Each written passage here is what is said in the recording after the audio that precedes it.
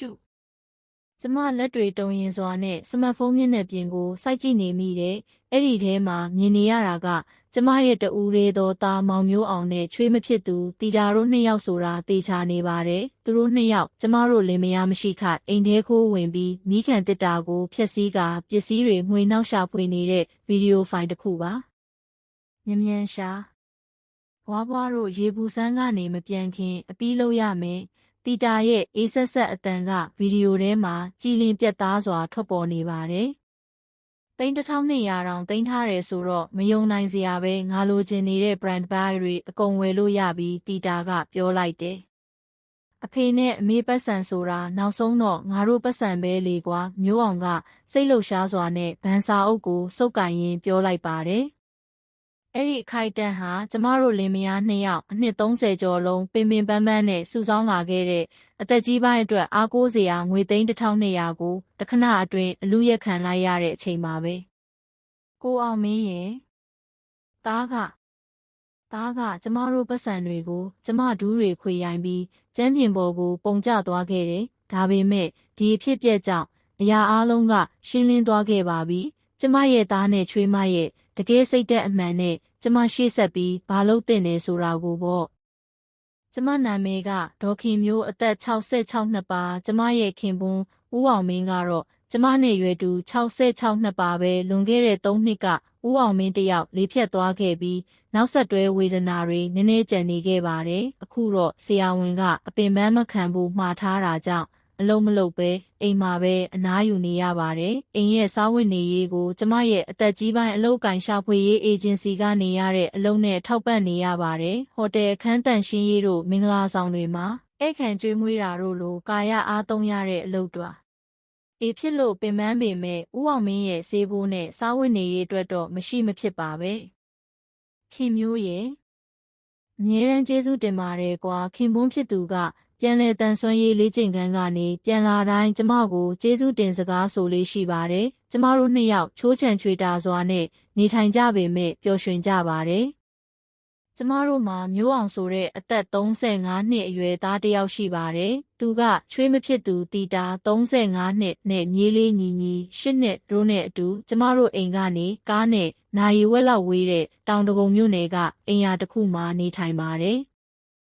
ကျမတို့လင်မယားနှစ်ယောက်သားတို့မိသားစုအတွက်တက်နိုင်သလောက်အရာအလုံးကိုလုပ်ပေးခဲ့ပါတယ်။သူတို့မင်္ဂလာဆောင်တုန်းကလည်းသိန်း300လောက်ကူညီပေးခဲ့တယ်။မြေးလေးညီရဲ့ကျောင်းအပ်ချိန်မွေးနေ့တွေမှာလည်းလက်ဆောင်တွေတစ်ခါမှမပြတ်ခဲ့ပါဘူး။တီတာရဲ့မိဘတွေအတွက်နှစ်သက်ကူလက်ဆောင်သတင်းကြွကတော့ပစ္စည်းတွေကိုလည်းကျမကိုယ်တိုင်စေတနာအပြည့်နဲ့ရွေးချယ်ပြီးပို့ပေးခဲ့ပါတယ်။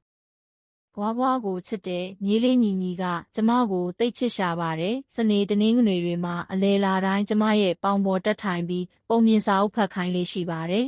။ဘွားရဲ့ပေါင်ကမမာဘူးလားမြေးလေးရဲ့ဘွားပေါင်ပေါ်ကအပျော့ဆုံးနဲ့အနွေးဆုံးပဲ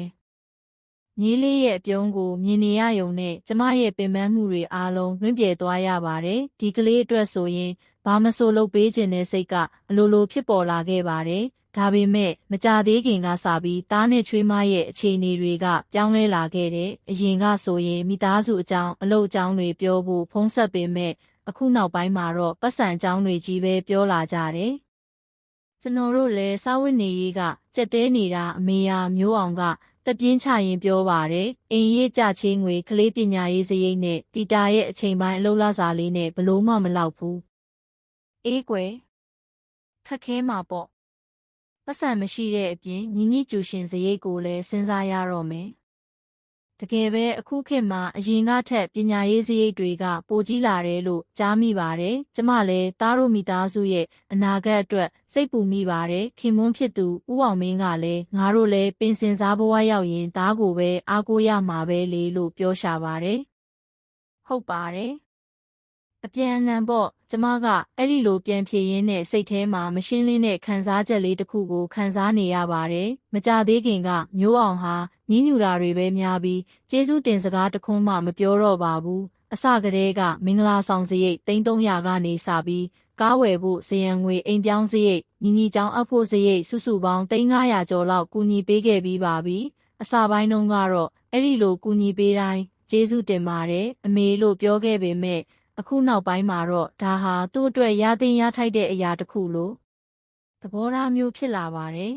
။တီတာရောနေကောင်းရဲ့လားကျမကဖုံးဆက်ရင်းမေးတော့မျိုးအောင်ကဖြစ်ကတဆန်းပြန်ဖြေတယ်ကောင်းပါတယ်။ဒါပေမဲ့အခုတလောစိတ်မကြည်ဘူးပတ်စံကိစ္စနဲ့စိတ်တူနေတာ။ဒုက္ခပါပဲကျမကတီတာကိုလည်းကိုယ့်ရဲ့သမီးရင်းလိုပဲသဘောထားပြီးတန်ဖိုးထားပါတယ်။သားကိုယ်တိုင်ရွေးချယ်ထားတဲ့သူဆိုတော့လူကောင်းတစ်ယောက်ဖြစ်မှာတေချာတယ်လို့ယုံကြည်ခဲ့ပါတယ်။ဒါပေမဲ့မြေးလေးညီညီကရံဖန်ရံခါပြောတဲ့စကားတွေကကျမကိုစိတ်နှောင့်ယှက်ဖြစ်စေခဲ့တယ်။ဖွာဖွာသားလေဖေဖေနဲ့မေမေစကားပြောနေတာကြားလိုက်တယ်။ဘာအကြောင်းတွေပြောနေကြတာလဲမြေးလေးရဲ့ဟိုလေဖွာဖွာအကြောင်းညီညီကသူ့အသက်8နှစ်အရွယ်နဲ့မပြောသင့်တဲ့အရာတစ်ခုကိုပြောမိတော့မယ်ဆိုတာသိနေပုံပါပဲဒါပေမဲ့ကလေးတဘာဝဖြူစင်တဲ့စိတ်နဲ့ကျမကိုပြောပြခဲ့ပါတယ်ဖေဖေကလေဘွားဘွားကပတ်စံတွေအများကြီးရှိရဲ့သားနဲ့လို့ပြောတယ်ကျမရဲ့ရင်ထဲမှာစူးကနေဖြစ်သွားတယ်ဒါပေမဲ့ဒါဟာနားလည်မှုလွဲတာတစ်ခုပဲဖြစ်မှာပါလို့ကိုဖြေသိမ့်ခဲ့တယ်ကျမသားကကျမအပေါ်အဲ့ဒီလိုစိတ်မျိုးရှိမှာမဟုတ်ပါဘူးဖေဖေနဲ့မေမေကိုလိမ္မာအောင်နေတော်မြေးလေးဒါပေမဲ့ဘွားဘွားကိုလည်းချစ်တယ်ညီညီရဲ့အပြစ်ကင်းစင်တဲ့အပြုံးကိုကြည်နေရင်းနဲ့မိသားစုရဲ့တန်ရောစဉ်ကိုယုံကြည်ခြင်းစိတ်တွေတဖွာဖွာပေါ်လာခဲ့ပါတယ်ဒါပေမဲ့ရှေ့ဆက်ဖြစ်လာမယ့်ဖြစ်ပျက်တွေကိုကြိုမသိခဲ့တဲ့အဲ့ဒီအချိန်ကကျမဟာတကယ်ကိုအရာရာကိုအကောင်းမြင်လွန်းခဲ့တယ်လို့ပဲဆိုရမှာပါကျမတို့လင်မယား2ယောက်ရဲ့စုဆောင်းငွေက1200ပါခင်မွန်းရဲ့ပင်စင်လာစာနဲ့ကျမတို့2ယောက်အနှစ်30ကျော်လုံးနည်းနည်းချင်းစုဆောင်းလာတဲ့ငွေတွေပါအနာဂတ်မှာဖြစ်လာနိုင်တဲ့ကျန်းမာရေးစရိတ်တွေပြုစုစောင့်ရှောက်မှုစရိတ်တွေကိုထည့်စဉ်းစားရင်ဒါဟာတိတ်များတဲ့ပမာဏတော့မဟုတ်ပါဘူးဒါပေမဲ့သားနဲ့ချွေးမောက်ကိုတော့အဲ့ဒီငွေပမာဏအတိအကျကိုပြောပြမထားခဲ့ပါဘူးအမေတို့ပင်စင်လာစာနဲ့ပဲလောက်ရဲ့လားတနေ့မှမျိုးအောင်ကဘာရဲမဟုတ်မေးလာခဲ့တယ်အဖေပင်စင်နဲ့အမေရဲ့အချိန်ပိုင်းအလုံးလားစာနဲ့ဆိုတော့အဆင်ပြေပါတယ်ကွယ်စုထားတာဘလောက်လောက်ရှိလဲဓာတ်ရိုက်မေးခွန်းကြောင့်ကျမနည်းနည်းအံ့ဩသွားတယ်အများကြီးတော့မရှိပါဘူးကွယ်အသက်ကြီးလာရင်သုံးဖို့နည်းနည်းချင်းစုထားတာပါဘလောက်လဲမျိုးအောင်ရဲ့မေးခွန်းကစိတ်မရှိတဲ့ပုံပေါက်နေပါတယ်သားမိတွေဆိုပေမဲ့အရာအလုံးကိုပြောပြဖို့မလိုဘူးလို့ကျမထင်ပါတယ်စိတ်မပူပါနဲ့ကွယ်အမေတို့ဘာသာစီမံခန့်ခွဲနိုင်ပါတယ်အဲ့ဒီအချိန်ကမျိုးအောင်ရဲ့မျက်နှာထားကနည်းနည်းမကြေမနက်ဖြစ်နေခဲ့တာကိုကျမမှတ်မိနေပါတယ်ကျမကတခုခုကိုဖုံးဝယ်ထားတယ်လို့ပြောချင်နေတဲ့မျက်နှာထားမျိုးပါဒါပေမဲ့ကျမမသိခဲ့ပါဘူးဒီမေးခွန်းဟာရှေ့ဆက်ဖြစ်လာမယ့်ကြောက်မက်ဖွယ်အိမ်မက်ဆိုးရဲ့အစဆိုတာကိုပေါ့သားနဲ့ချွေးမရဲ့ပတ်စံတောင်းဆိုမှုတွေကအဲ့ဒီနောက်တစ်လမှာစတင်ခဲ့ပါတယ်အမေအလုပ်ပင်ပန်းနေပြီလားတိုင်ပင်စရာလေးရှိလို့မျိုးအောင်စီကဖုံးဝင်လာခဲ့တယ်အတန်ကအရင်ကနဲ့မတူပါဘူးဘာဖြစ်လို့လဲသားတကယ်တော့ကားရိတ်ကြချေးငွေကအဆင်မပြေဖြစ်နေလို့30လောက်ချေးလို့မရဘူးလား30ဆိုတာကျမအတွက်မနှဲတဲ့ငွေပမာဏတစ်ခုပါဒါပေမဲ့သားရဲ့အခက်ခဲဖြစ်နေတဲ့မျက်နှာကိုမြင်အောင်ပြီးတော့ငင်းဆန်ဖို့ခက်ခဲခဲ့ပါတယ်။ကောင်းပြီလေမနှက်ဖြန်အမေပန်သွားလိုက်မယ်။ကျေးဇူးတင်ပါတယ်။အမေရတကယ်ကိုအဆင်ပြေသွားပြီတေချာပေါက်ပြန်ဆက်ပါမယ်။မျိုးအောင်ရဲ့စိတ်သက်သာရသွားတဲ့အတန်ကိုကြားတော့ကျမလည်းစိတ်အေးသွားခဲ့တယ်မိသားစုတွေပဲ။အခက်ခဲရှိတဲ့အခါအပြန်အလှန်ကူညီရမှာပေါ့။နောက်တစ်နေ့မှာမျိုးအောင်ရဲ့ဘဏ်အကောင့်ထဲကို30လွှဲပေးလိုက်ပါတယ်။သားကိုကူညီနိုင်ခဲ့လို့ဝမ်းသာပြီးခင်မွန်းကိုလည်းပြန်ပြောပြခဲ့တယ်မျိုးအောင်ကတော့ကွာမိသားစုပဲလေဒါကတော့လုပ်ပေးရမှာပေါ့ဒါပေမဲ့အဲ့ဒီငွေကိုဘယ်တော့မှပြန်မရခဲ့ပါဘူးဒါအပြင်နောက်တစ်လမှာပိုကြီးတဲ့တောင်းဆိုမှုတစ်ခုရောက်လာခဲ့ပါတယ်အမေအရေးကြီးနေပြီတီတာရုတ်တရက်ဆေးရုံတင်လိုက်ရလို့ဟင်းတီတာဘာဖြစ်လို့လဲအသေးစိတ်တော့မသိဘူးခွဲစိတ်ရမယ်ပြောတယ်350လောက်ကုန်မယ်တဲ့350ဒီတစ်ခါတော့အရင်တစ်ခါကထက်အများကြီးပိုများနေပါတယ်ဒါပေမဲ့တီတာအသက်အန္တရာယ်နဲ့ဆိုင်တဲ့ကိစ္စဆိုတော့ပတ်စံအကြောင်းစဉ်းစားနေလို့မဖြစ်ပါဘူးအမေအခုချက်ချင်းစီစဉ်လိုက်မယ်တီတာရောအဆင်ပြေရဲ့လားစိတ်ပူရတယ်ဒါပေမဲ့ဆရာဝန်ကတော့ခွဲစိတ်လိုက်ရင်ပျောက်သွားမယ်လို့ပြောတယ် ကျမအပြေးအလွှားဘဏ်ကိုသွားပြီး350ထုတ်ခဲ့ပါတယ်မိသားစုရဲ့အရေးကြီးကိစ္စပဲလေစုဆောင်းထားတဲ့ငွေတွေကိုထုတ်300တီတာကိုကယ်ရမှာပေါ့ဒါပေမဲ့တပတ်အကြာမှာဈေးဝယ်ထွက်ရင်းတီတာနဲ့မမျှော်လင့်ပဲတွေးခဲ့ပါတယ်တီတာဆေးရုံကဆင်းပြီလားနေလို့ကောင်းသွားပြီလားတီတာကခဏလောက်မျက်နှာပြတ်သွားတယ်အန်ဒီကျေးဇူးတင်ပါတယ်ဟိုတီတာပုံစံကခွဲစိတ်မှုကြီးကြီးမားမားလုပ်ထားတဲ့လူတစ်ယောက်ပုံစံနဲ့မတူပါဘူးမျက်နှာကလည်းသွေးရောင်လွှမ်းနေပြီးလေးလံတဲ့ဈေးဝယ်အိတ်တွေကိုလက်နှစ်ဖက်နဲ့ဆွဲထားနိုင်ပါတယ်ခွဲစိတ်ထားတဲ့ဒဏ်ရာကမနာဘူးလားအခုတက်တာသွားပါပြီအဲ့ဒီနောက်တီတာကခြေလမ်းမြင်မြန်နဲ့ထွက်သွားခဲ့ပါတယ်ကျမစိတ်ထဲမှာတခုခုထူးဆန်းနေပေမဲ့တိတ်ပြီးတော့တွေးမနေခဲ့ပါဘူးနောက်တစ်လမှလည်းမျိုးအောင်စီကဖုန်းထက်ရောက်လာခဲ့ပါတယ်အမေမိမိကျူရှင်အတွက်30လောက်လိုနေတယ်ကျူရှင်ကသူကဒုတိယတန်းပဲရှိသေးတာလေပြီးတော့30တောင်လားဟုတ်တယ်သူကတင်ချာညံ့တော့အထူးကျူရှင်တစ်ခုမှထားခြင်းလို့အနာဂတ်အတွက်စောစောစီးစီးပြင်ဆင်ထားခြင်းတာပါ30တန်းနဲ့ကျူရှင်မူလာရန်ကျောင်းသားတယောက်အတွက်တော့များလုံးတယ်လို့ထင်မိပေမဲ့မြေးလေးရဲ့ပညာရေးအတွက်ဆိုတော့မနှမျောနိုင်ပါဘူးကောင်းပြီလေညီညီအတွက်ပဲဒီလိုနဲ့3လအတွင်းမှာ300လောက်ချေးငှားခဲ့ပြီးဖြစ်ပါတယ်တခါမှပြန်မဆက်သေးပေမဲ့သားကတေချာပေါက်ပြန်ဆက်ပါမယ်လို့ဂရုပေးထားပါတယ်စားဝတ်နေရေးအဆင်ပြေသွားရင်နည်းနည်းချင်းပြန်ဆက်မှာပါလို့ယုံကြည်ခဲ့ပါတယ်ဒါပေမဲ့သားနဲ့ချွေးမရဲ့သဘောထားကပိုပြီးတင်းမာလာခဲ့ပါတယ်အန်ဒီဘယ်အချိန်ထိအလုပ်လုပ်နေအောင်မှလဲတနေ့မှတီတာကကျမကိုပြောပါတယ်အသက်66နှစ်ရှိပြီလေအလုပ်မြန်မြန်ထွက်ပြီးကျမတို့အိမ်လုပ်တွေလာကူလုပ်ပေးပါလားဒါပေမဲ့အဖေဆေးဘိုးတွေရှိသေးတယ်လေနည်းနည်းပါးပါးတော့ရှာမဖြစ်မှာပေါ့ဆေးအဖေဆေးဘိုးကအနည်းဆုံးလိုအပ်တာလောက်ပဲဆိုလုံလောက်တာပဲမဟုတ်လားတီတာစကားကြောင့်ကျမအလွန်အမင်းတုန်လှုပ်သွားခဲ့တယ်ခင်မွန်းရဲ့ဆေးကဆရာဝန်ညွှန်ကြားထားတဲ့လိုအပ်တဲ့ဆေးတွေပါအနည်းဆုံးဆိုတာနဲ့မရပါဘူးတီတာရဲ့ဆေးကဖြုံးတီးလွန်းနေတာပေါ့အဲ့ဒီလိုပတ်စံတွေရှိနေရင်ကျမတို့ဘက်ကိုလည်းနည်းနည်းလှည့်ပါအောင်လားကျမဘလို့ပြန်ပြောရမှန်းမသိတော့ပါဘူးတားရဲ့ဇနီးကဒီလိုစကားမျိုးပြောလိမ့်မယ်လို့မထင်ထားခဲ့ပါဘူးမျိုးအောင်ကလည်းတီတာဘက်ကနေဝင်ပြောပါတယ်အမေတို့ပင်စင်လာစာနဲ့ပဲလုံလောက်နေတာပဲကျွန်တော်တို့ကပိုပြီးခက်ခဲနေတာဒါပေမဲ့အသက်ကြီးလာရင်အသက်ကြီးတယ်ဆိုတာအခုမှ66နှစ်ပဲရှိသေးတာလေကျွန်တော်တို့အနာဂတ်ကပိုပြီးစိတ်ပူစရာကောင်းတယ်ခင်မွန်းရဲ့ပြန်လဲတန်ဆွမ်းရေးအတွက်ဆေးရုံသွားတဲ့ကိစ္စကိုလည်းသူတို့ကဝင်ဆွတ်ဖက်လာကြတယ်အဖေကဆေးရုံကိုထက်ဆီငှားသွားတာဖြုံးတီးရကြတယ်ဘတ်စကားနဲ့သွားရင်ပြီးနေတာပဲဒါပေမဲ့အဖေကခြေထောက်မတန်တော့အဲ့ဓာတွေကစင်ကြေတွေပါအလိုလိုက်လုံးလို့ဖြစ်နေတာခင်ပွန်းကတော့ခေါင်းငုံပြီးဘာမှပြန်မပြောပါဘူးသူကြောင့်မိသားစုကိုအနှောက်အယှက်ဖြစ်စေတယ်လို့ထင်နေပုံပါပဲကိုအောင်မင်းရဲ့စိတ်ထဲမထားပါနဲ့ဒါကလိုအပ်လို့သွားရတာပါကျမကခင်မွန်းကိုနှစ်သိမ့်ခဲ့ပေမဲ့သားနဲ့ချွေးမရဲ့သဘောထားကတနေ့ထက်တနေ့ပိုပြီးတင်းမာလာခဲ့ပါတယ်နောက်ဆုံးမှာတော့အဆုံးဖြတ်ပေးမဲ့ဖြစ်ရတစ်ခုဖြစ်ပွားခဲ့ပါတယ်သားတို့လင်မယားကညီညီကိုခေါ်ပြီးကျမတို့အိမ်ကိုရောက်လာခဲ့ကြတယ်အမေအရေးကြီးစကားပြောစရာရှိတယ်မျိုးအောင်ရဲ့မျက်နှာထားကတည်ကြည်နေပါတယ်တီတာကလည်းသူ့ဘေးမှာစိတ်လှုပ်ရှားနေတဲ့ပုံစံနဲ့ထိုင်နေပါတယ်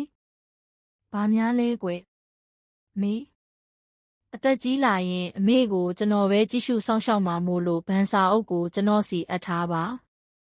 ဘန်စာအုပ်ကိုကျမအံ့ဩသွားခဲ့တယ်ဒီလိုတောင်းဆိုမှုမျိုးလုပ်လာလိမ့်မယ်လို့မထင်ထားခဲ့ပါဘူးဟုတ်ပါတယ်ပင်စင်လစာတွေအကုန်လုံးကိုလည်းကျမတို့ပဲစီမံခန့်ခွဲပေးပါမယ်တီတာကထပ်ဆင့်ပြောပါတယ်မုံဖိုးကိုတော့ပုံမှန်ပေးမှာမို့လို့စိတ်မပူပါနဲ့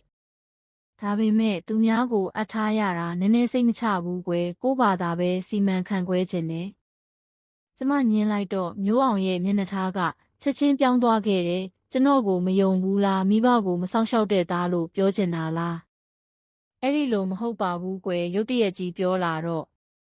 ဒီလောက်အထိမျက်နှာလာပြနေတာတော့ဒီလိုအနိုင်ကျင့်တာလားတီတာကလည်းဒေါသတန်နဲ့ပြောပါတယ်ကျမတို့ကဘလောက်အထိစိတ်ပူပေးနေတယ်လို့ထင်နေတာလဲညီညီကလူကြီးတွေရဲ့တင်းမာတဲ့အခြေအနေကြောင့်စိတ်ရှုပ်ထွေးနေပြီး ကျမရဲ့အင်ဂျီစကိုဆွဲထားပါတယ်ဘွားဘွားဘာဖြစ်နေတာလဲဟင်ဘာမှမဖြစ်ပါဘူးညီညီရဲ့ကျမကညီညီကိုပွေးဖက်ရင်သားနဲ့ချွေးမဘက်ကိုလှည့်လိုက်ပါတယ်မျိုးအောင်ရဲ့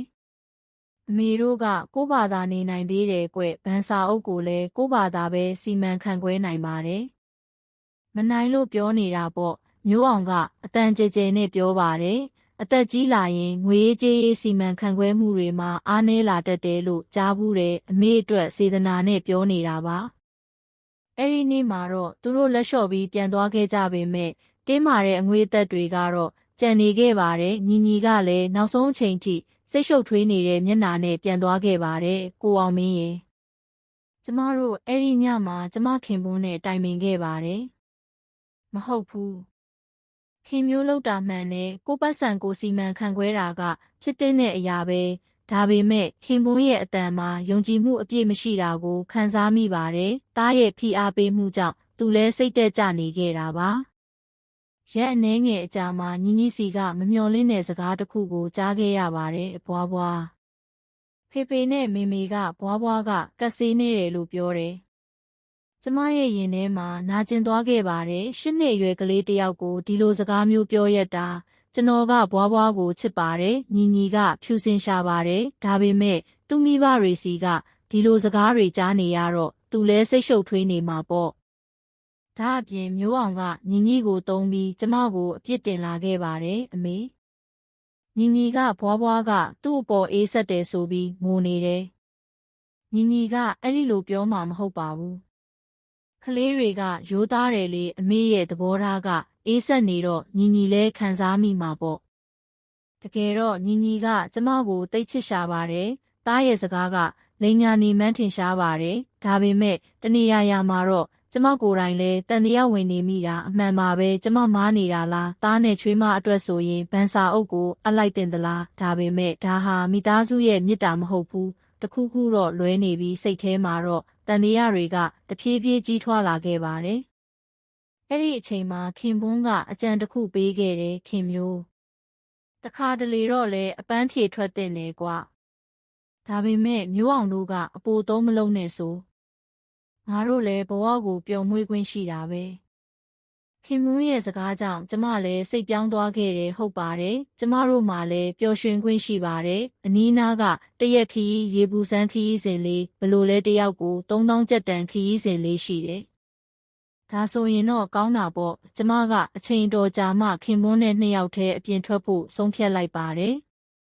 ရေပူစမ်းခီးစဉ်အတွက်ပြင်ဆင်နေတော့မှကျမစိတ်ထဲမှာစိုးရိမ်စရာတစ်ခုရှိနေခဲ့ပါတယ်မကြသေးခင်ကအနီးနားမှာအိမ်ဖောက်ထွင်းမှုတွေစတိုက်ဖြစ်နေတယ်လို့ကြားထားလို့ပါကြိုတင်ကာကွယ်တဲ့အနေနဲ့လုံခြုံရေးအတွက်တစ်ခုခုလှုပ်ထားတဲ့နေလို့ထင်မိတယ်ကျမကခင်ပွန်းနဲ့တိုင်ပင်ပြီးအိမ်မွေးတရိษံစောင့်ကြည့်ကင်မရာလေးတစ်ခုဝယ်ခဲ့ပါတယ်။သေးငယ်ပြီးတိတ်မတိတာတဲ့ပုံစံဖြစ်ပြီးစမတ်ဖုန်းနဲ့တိုက်ရိုက်ကြည့်ရှုနိုင်ပါတယ်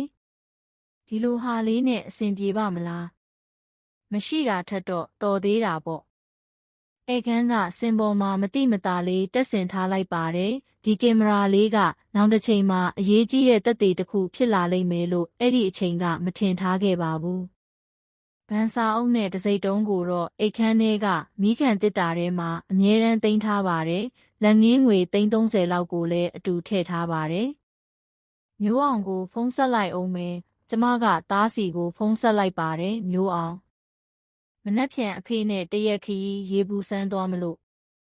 ဟုတ်လားထူးထူးဆန်းဆန်းပဲ။တခါတလေတော့လေလင်မယား2 ယောက်အပန်းဖြေခြင်းလို့ပါအနီးနားပဲဆိုတော့ညနေလောက်ပြန်ရောက်မှာပါ။ဂယူးဆိုင်သွားကြနော်မျိုးအောင်ရဲ့အတန်ကအပေါ်ယံမှာတော့ကျင်နာနေသလိုပါပဲဘာဖြစ်ဖြစ်ဖုန်းဆက်လိုက်နော်အေးနောက်တနေ့မနက်မှာကျမတို့2 ယောက်အချိန်တော်ကြာမှဘတ်စကားခရီးစဉ်တစ်ခုကိုအတူလိုက်ပါခဲ့ကြပါတယ်ရေပူစမ်းနေရအထိ2 နာရီလောက်ပဲဝေးပါတယ်ခင်မျိုးအချိန်တော်ကြာပြီပဲနော်ဒီလို2 ယောက်တည်းအတူခရီးထွက်တာဟုတ်ပါနောက်ပိုင်းမှာမျိုးအောင်တို့အကြောင်းပဲတွေးနေခဲ့ရတာ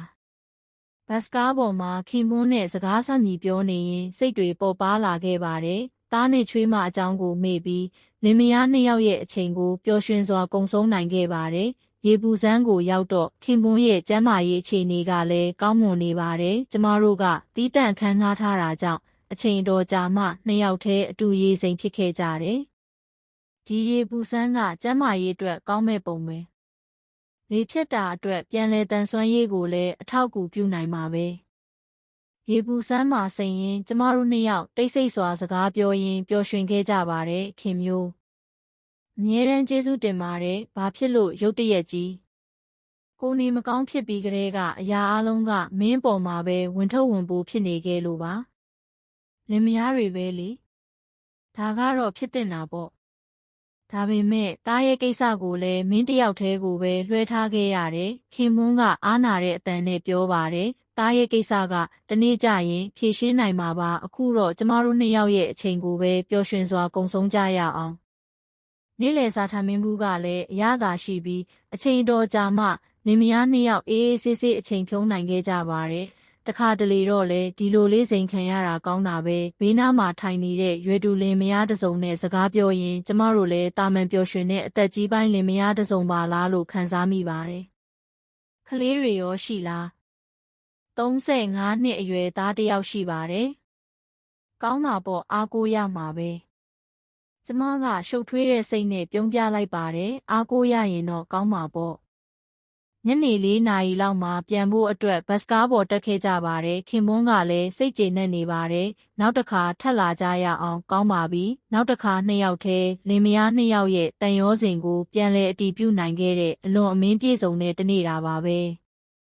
ည6 နာရီလောက်အိမ်ပြန်ရောက်တဲ့အချိန်မှာတော့အိမ်တကားကပွင့်နေပါလားကျမစိတ်ပူသွားခဲ့တယ်တကားကနည်းနည်းလေးဟနေတာပါတခိုးလားခင်မွန်းကလည်းစိတ်လှုပ်ရှားနေပါတယ်ကြောက်နဲ့အိမ်ထဲဝင်လိုက်တော့မြင်လိုက်ရတဲ့မြင်ကွင်းကြောင့်စကလုံးတွေပျောက်ဆုံးသွားခဲ့တဲ့ဧကန်ကပရိဘောဂတွေကနေရာရွှေ့ထားပြီးအန်ဆွဲမှန်သမျှအကုန်ဖွင့်ထားပါတယ်စာရွက်စာတမ်းတွေကကျမ်းပြင်ပေါ်မှာပြန့်ကျဲနေပြီးမုန်တိုင်းဝင်သွားသလိုပါပဲ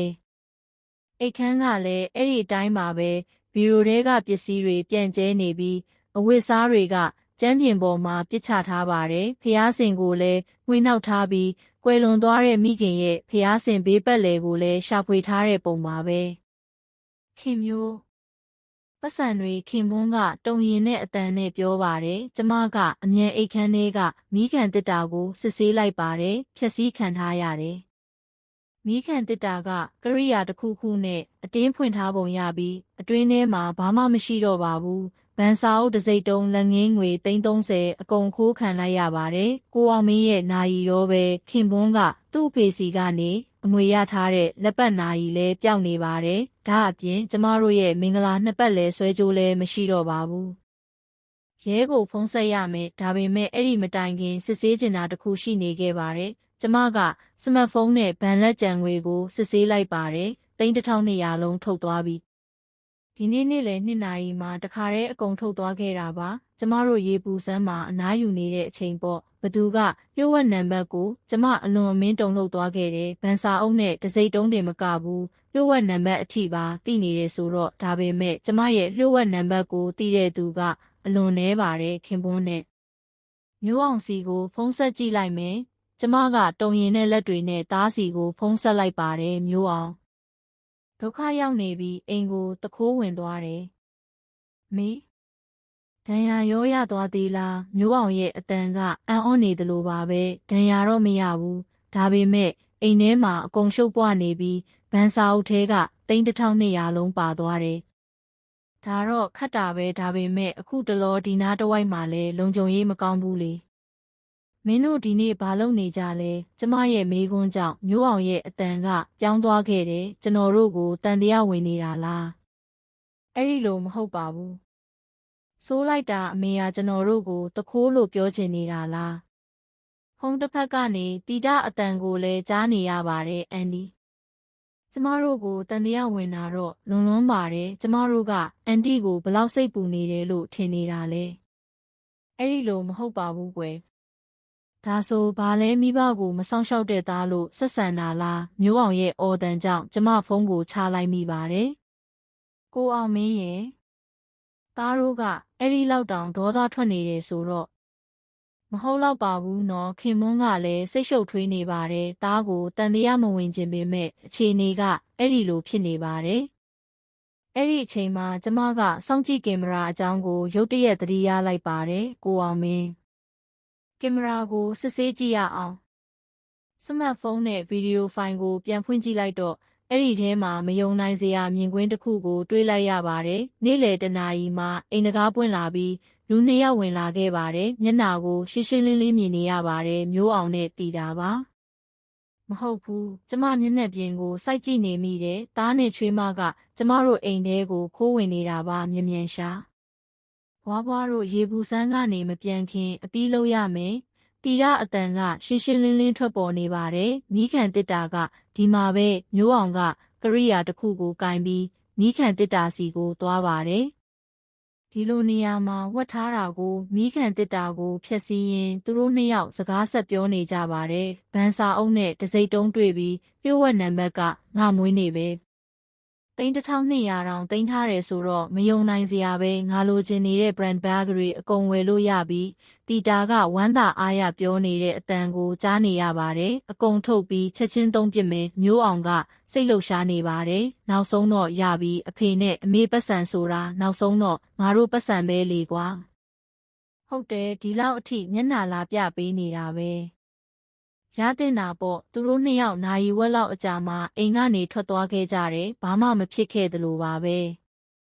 ကျမဒူးတွေခွေရိုင်းပြီးကျမ်းပြင်ပေါ်ကိုပုံကျသွားခဲ့တယ်ကိုအောင်မင်းရဲ့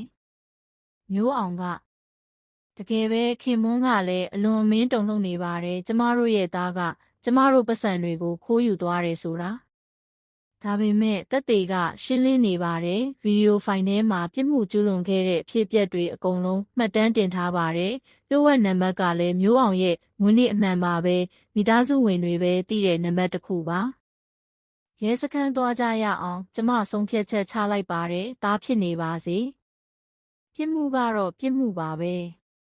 နောက်တနေ့မနက်မှာကျမတို့ဗီဒီယိုဖိုင်ကိုယူပြီးရဲစခန်းကိုသွားခဲ့ကြပါတယ်။ဒါကတော့ရှင်းလင်းတဲ့အိမ်ကျော်နှင်းမှုနဲ့ခိုးမှုပါပဲ။တာဝန်ကျရဲအရာရှိကဗီဒီယိုဖိုင်ကိုစစ်ဆေးပြီးချက်ချင်းဆုံးဖြတ်ချက်ချလိုက်ပါတယ်။ဆုံးရှုံးသွားတဲ့ငွေပမာဏကလည်း1200ဆိုတော့များပါတယ်။တေချာပေါက်ပြစ်မှုမြောက်ပါတယ်။တားရင်မှာကျမကခက်ခဲတဲ့စိတ်နဲ့ဝန်ခံခဲ့ပါတယ်။မိသားစုဝင်ဖြစ်နေပါစေ။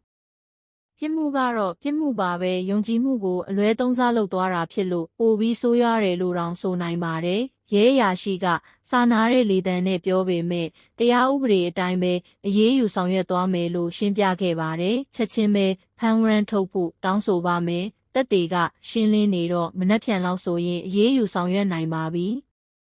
အမှုဖွင့်ပြီးတော့ကျမတို့အိမ်ပြန်ရောက်ခဲ့ကြပါတယ်ခင်မျိုးဒီလိုလုပ်တာကောင်းရဲ့လားကွာကောင်းတာမကောင်းတာမဟုတ်ဘူးဒီလမ်းပဲရှိတော့တာပဲ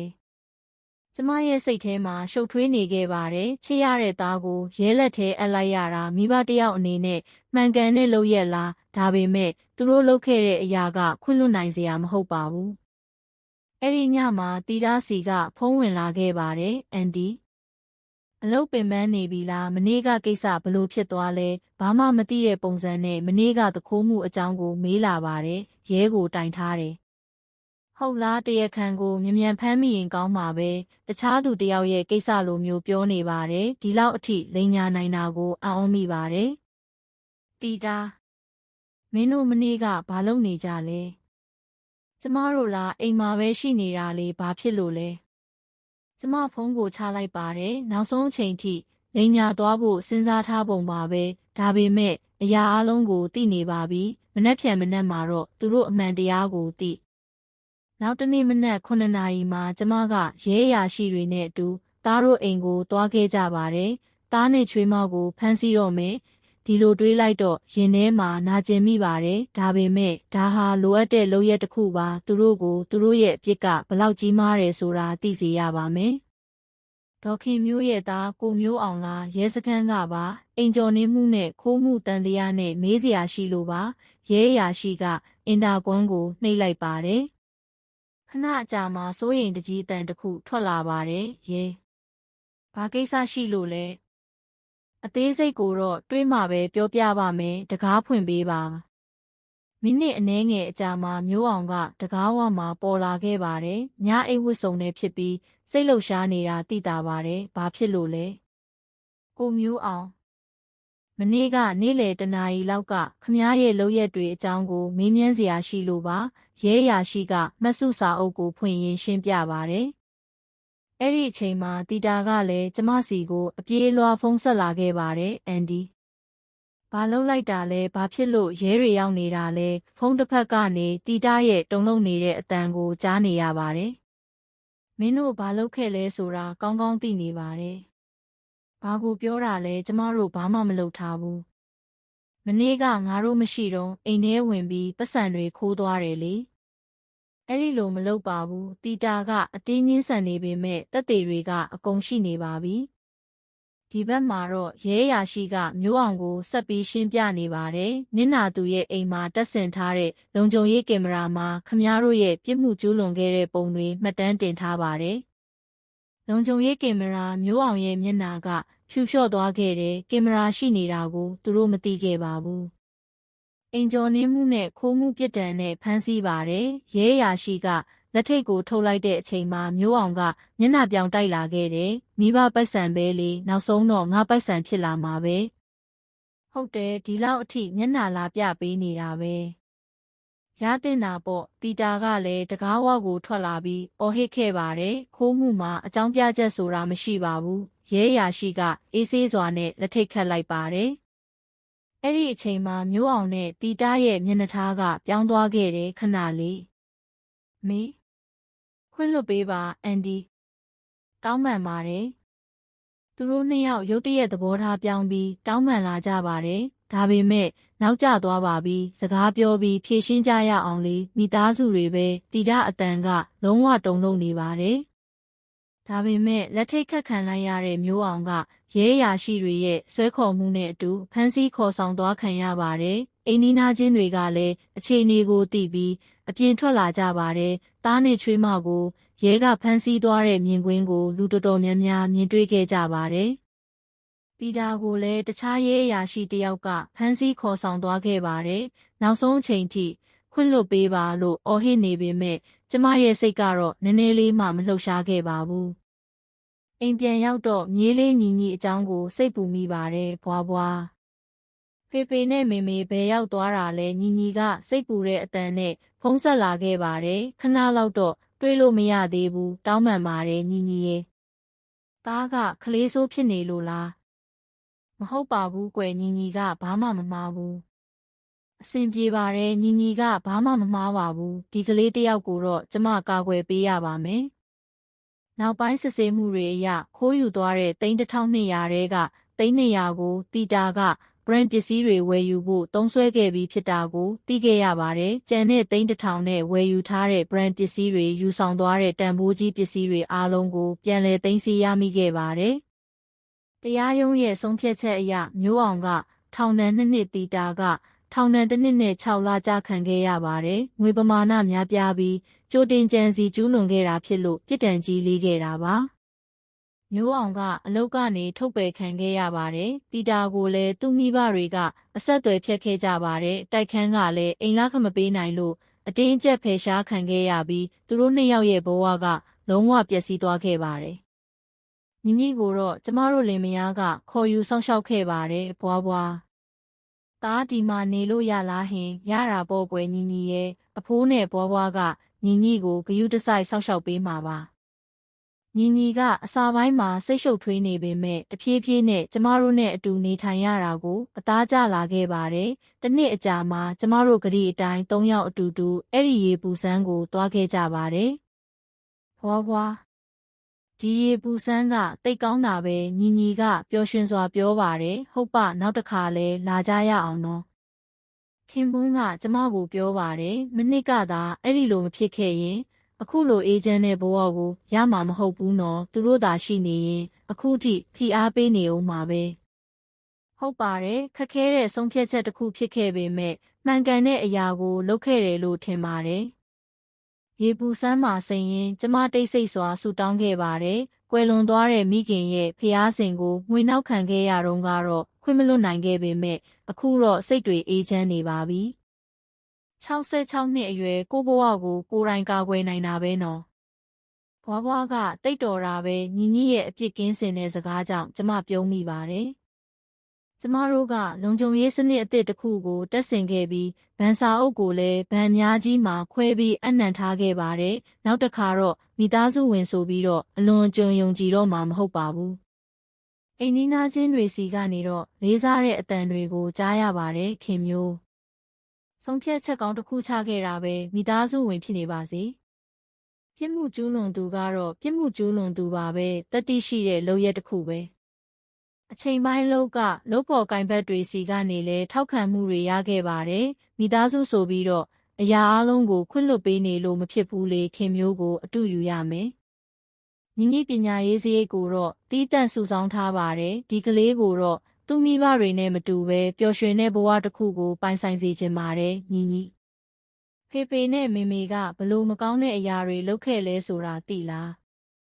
တနေ့မှကျမကညီကိုမေးကြည့်ခဲ့ပါတယ်။ဟုတ်သူများပတ်စံကိုယူလို့မရဘူးလို့ကျောင်းမှာတင်ထားတယ်။ဟုတ်ပါမိသားစုဝင်ဖြစ်နေပါစေ